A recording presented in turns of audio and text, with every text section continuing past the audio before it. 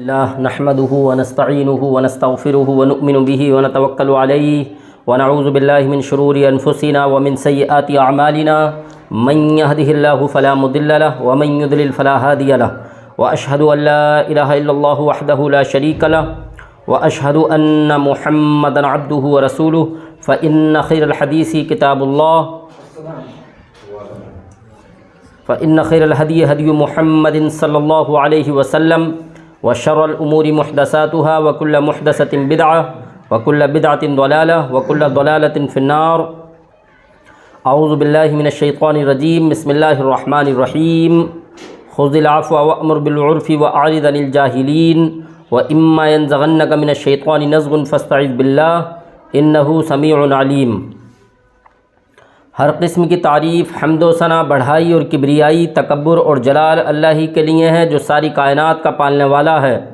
درود و سلام ہوں اللہ کے بھیجے ہوئے تمام نبیوں پر، خاص کر کے آخری نبی محمد رسول اللہ صلی اللہ علیہ وسلم پر اور ان کے بابرکت گھرانے پر، اور ان لوگوں پر بھی جو آپ کی دعوت کا پرچار اور پرسار کرتے رہے اور اس کی پیروی کرتے رہے۔ حمد و صلوات کے بعد سامعین کرام، اللہ کا تقوی اختیار کرو اور جان رکھو کہ بہترین کلام، بہترین کتاب، جو سیدھا راستہ دکھانے والی کتاب ہے، جو جنت کا راستہ دکھا دینے والی کتاب ہے، جس پر چل کر اور جس پر عمل کر کر لوگ جنت میں جانے والے ہیں، وہ کتاب ہے قرآن مجید۔ اور بہترین راستہ، سب سے سیدھا اور سچا راستہ جو جنت تک لے جانے والا راستہ ہے، وہ راستہ ہے آخری نبی محمد الرسول اللہ صلی اللہ علیہ وسلم کا راستہ۔ اور سب سے بری بات یہ ہے کہ دین میں جو بھی اپنے طرف سے نئے نئے کام ایجاد کیے جاتے ہیں وہ گمراہی ہے، اور ہر گمراہی جہنم میں لے جانے کا سبب ہے۔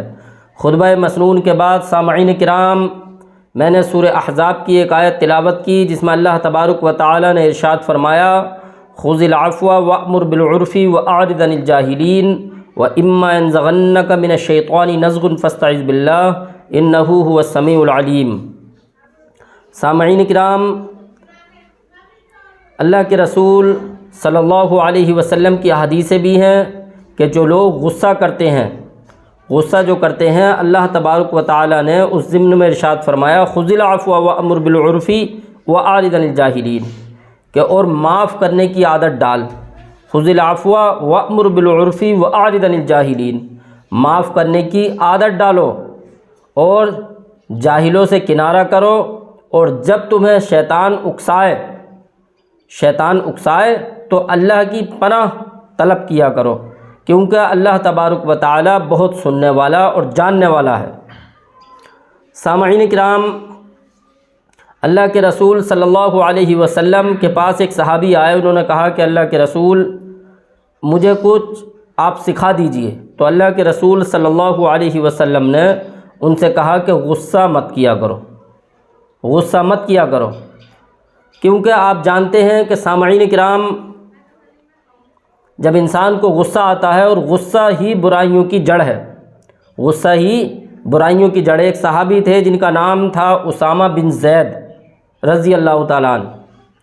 جب وہ مسلمانوں کی طرف سے جنگ میں لڑائی لڑ رہے تھے تو ایک مشرک ان کے اوپر بیٹھ گیا اور کچھ کہنے لگا، یا تھوک دیا ان کے اوپر، اس نے ان کے اوپر تھوک دیا تو حضرت اسامہ نے اسے قتل کر دیا۔ جب حضرت اسامہ نے اسے قتل کر رہے تھے تو اس نے کلمہ بھی پڑھ دیا۔ تو اللہ کے رسول صلی اللہ علیہ وسلم کو جب یہ واقعہ بتایا گیا کہ اللہ کے رسول میرے اوپر وہ بیٹھ گیا اور اس نے جو تھا میرے منہ پر تھوک دیا، اور پھر مجھے جو تھا جب میں اس پر حاوی آیا تو میں نے اسے قتل کر ڈالا، لیکن جب میں قتل کر رہا تھا اسے تو اس نے کلمہ پڑھ دیا۔ سامعین کرام، اللہ کے رسول صلی اللہ علیہ وسلم نے ایک بات کہی کہ اسامہ تو کیا کرے گا اگر کل قیامت کے دن وہ اللہ کے سامنے کلمہ پڑھتا ہوا حاضر ہو گیا کہ اللہ میں تو مسلمان ہو گیا تھا لیکن اس نے پھر بھی مجھے قتل کر دیا۔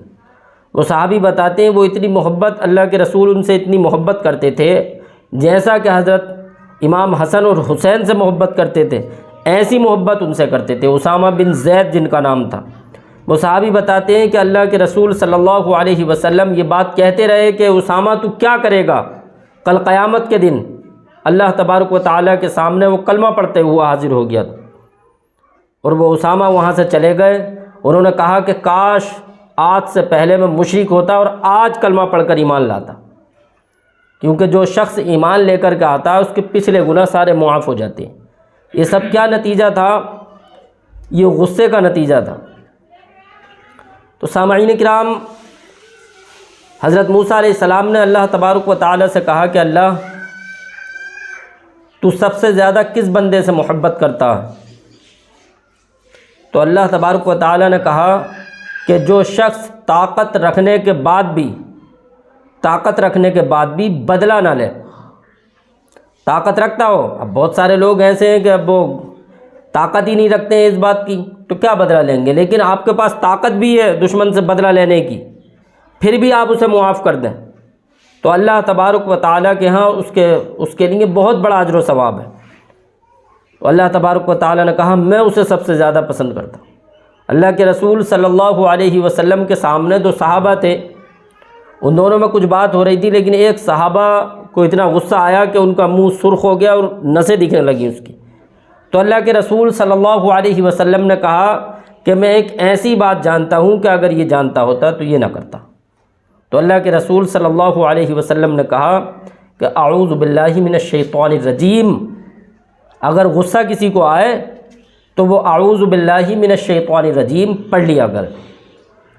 تو سامعین کرام، بہت سارے گھر، بہت سے فسادات کی جو جڑ ہے، جو سارے فسادات ہوتے ہیں، اگر وہ انسان غصے کو اپنے کنٹرول کر لے طاقت رکھتے ہوئے بھی، اس کے لیے بہت بڑا اجر و ثواب ہے۔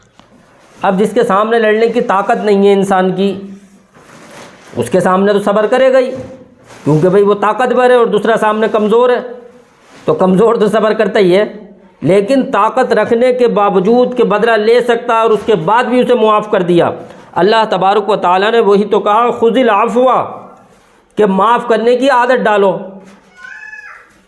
ہم سب لوگ قرآن مجید پر عمل کرنے کی کوشش کرتے ہیں، اسی کی یہ آیت ہے کہ معاف کرنے کی عادت ڈالو۔ کیا آپ میں اور ہم میں سب میں یہ بات ہے؟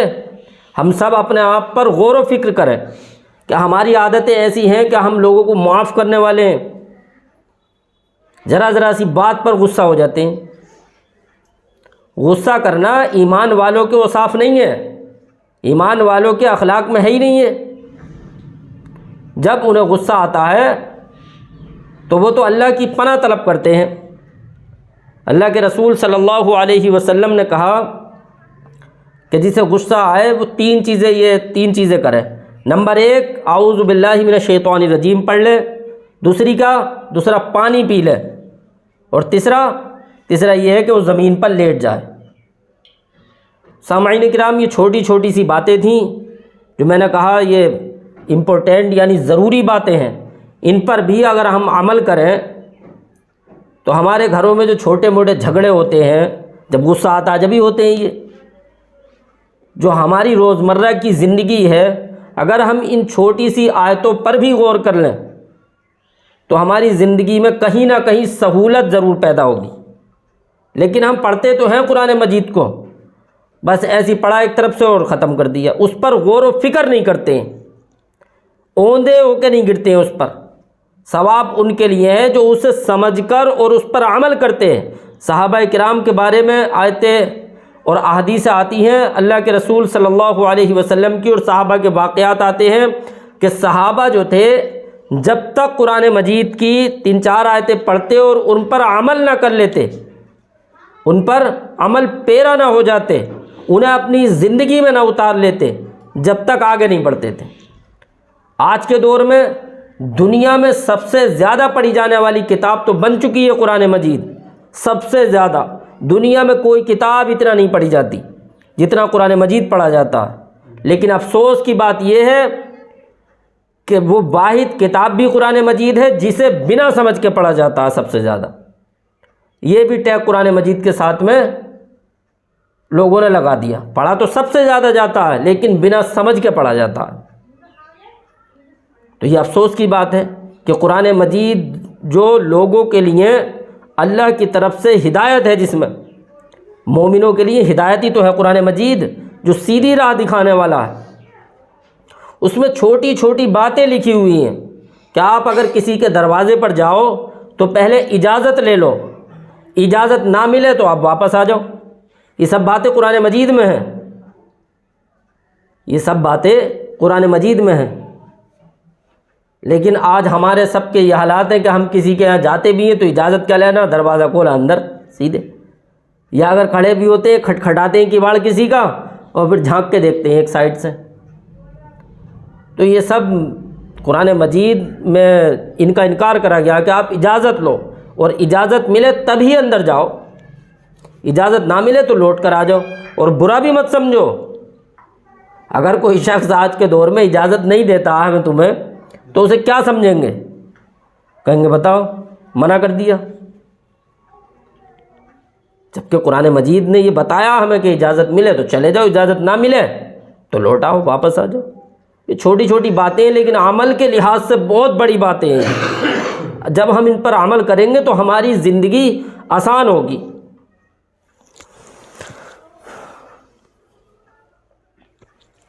ان الحمد للہ نحمده ونستعینه ونستغفره ونؤمن به ونتوکل علیہ ونعوذ باللہ من شرور انفسنا ومن سیئات اعمالنا من يهده الله فلا مضل له ومن يضلل فلا هادي له واشهد ان لا اله الا الله وحده لا شريك له واشهد ان محمدا عبده ورسوله فان خير الحديث كتاب الله وخير الهدي هدي محمد صلى الله عليه وسلم وشر الامور محدثاتها وكل محدثة بدعة وکل بدعۃ ضلالہ وکل ضلالۃ فی النار۔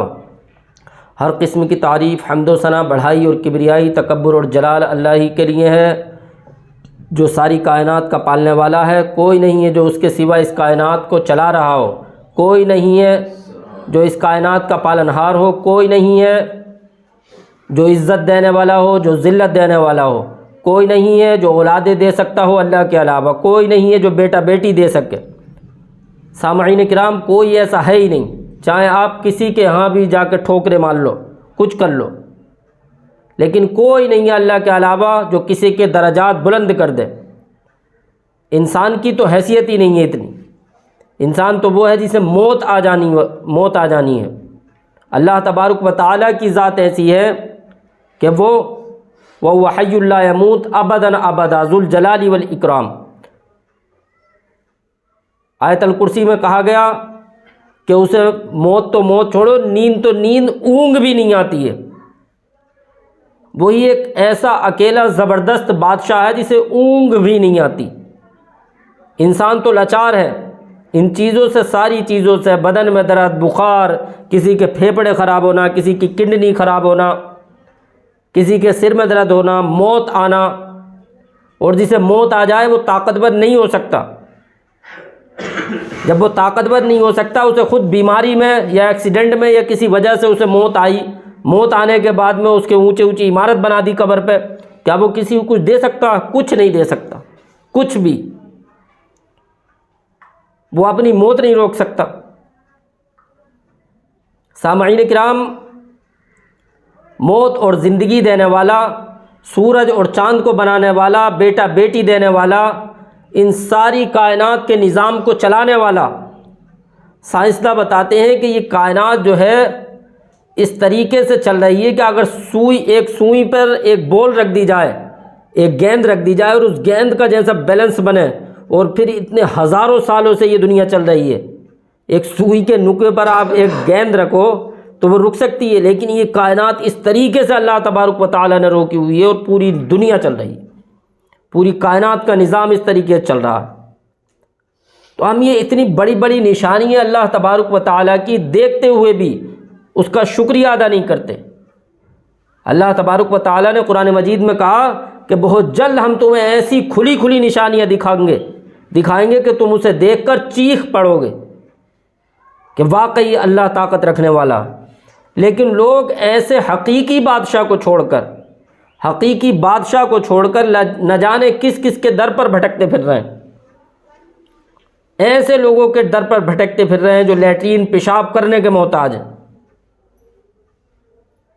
اللہ تبارک و تعالیٰ نے ایک واقعہ، ایک بادشاہ تھا، اس کے پاس اس کا وزیر ایک پانی لے کر کے آیا، پانی، اور کہا کہ آپ یہ بتاؤ، اسے پیاس لگی تھی بہت بادشاہ کو، تو کہا یہ بتاؤ کہ یہ جو پانی ہے یہ آخری گلاس ہو دنیا کا پانی، سارا پانی ختم ہونے والا ہو، آخری گلاس پانی کا بچا ہو، یہ تو کیا کرو گے پھر تم؟ تو بولا میں ساری سلطنت دے دوں گا اس پانی کے بدلے۔ اس نے کہا اچھا اب یہ بتاؤ یہ پانی پینے کے بعد آپ کو پیشاب نہیں آئے، پیشاب نہیں نکلے آپ کا، تو پھر کیا کرو گے؟ تو انسان کی تو حیثیت یہ ہے، ہم اللہ تبارک و تعالیٰ کو ذرا اپنی آنکھیں کھول کر دیکھیں کہ اللہ تبارک و تعالیٰ نے کس طریقے سے کائنات بنائی ہے، اور جو ضروری چیزیں ہیں وہ ساری فری، وہی ہوا ہے، پانی ہے، یہ ساری چیزیں اس نے فری کر رکھی، پھر بھی ہم اس کا احسان، اس کا شکریہ ادا نہیں کرتے، اور اللہ تبارک و تعالیٰ کو گالی دینے کا کام کرتے ہیں۔ گالی دینے کا کیا کام ہے؟ جو اللہ تبارک و تعالیٰ کو چھوڑ کر دوسروں کے دروں پر اپنا سر جھکائے، دوسروں سے اپنے درجات بلند کروائے، وہاں جا کر نظر و نیاز چڑھائے۔ اللہ تبارک و تعالیٰ کے سامنے جس طریقے سے رویا جاتا ہے اس سے گڑ گڑا کر مانگا جاتا ہے، اللہ کے علاوہ کسی اور کے سامنے ایسا گڑ گڑایا جائے، رویا جائے، تو یہ کیا ہوتا ہے؟ یہ سب یہی ہے۔ سامعین کرام، قرآن کی اور سارے انبیاء کی دعوت بھی یہی ہے کہ سارے مسلمان، قرآن مجید میں اللہ تبارک و تعالیٰ نے کہا کہ اے اللہ کے رسول ان اہل کتاب سے کہیے، قل یا اہل الکتاب تعالوا، کہ آؤ ہم سب الی کلمۃ سواء بیننا و بینکم، کہ آؤ ہم سب سے پہلے اس بات کی طرف آ جائیں جو ہم میں اور تم میں ایک سی ہے۔ وہ بات کیا ہے؟ وہ بات یہ ہے لا الہ الا اللہ، کہ اللہ کے سوا کوئی ایسا ہے ہی نہیں، اللہ کے سوا کوئی ایسا ہے ہی نہیں جس کی پوجا پاٹ کری جائے، جس کے آگے سر جھکایا جائے، جس سے منتیں مرادیں مانگی جائیں، جس سے درجات، جس سے رزق، جس سے ساری چیزیں یا اپنی روزمرہ کی ضرورتیں جو ہمیں پیش آتی ہیں وہ مانگی جائیں۔ اللہ کے علاوہ کوئی ایسا نہیں ہے۔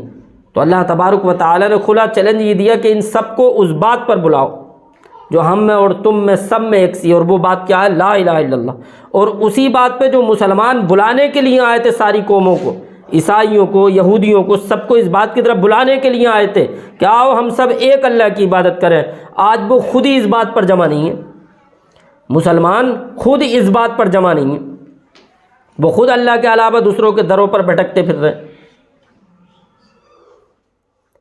اللہ تبارک و تعالیٰ نے کہا کہ یہ وہ چیز بتانا چاہتے ہیں اس کائنات میں کہ اللہ کے علاوہ کوئی اور خدا ہے جو اللہ تبارک و تعالیٰ نے کبھی نازل ہی نہیں کی؟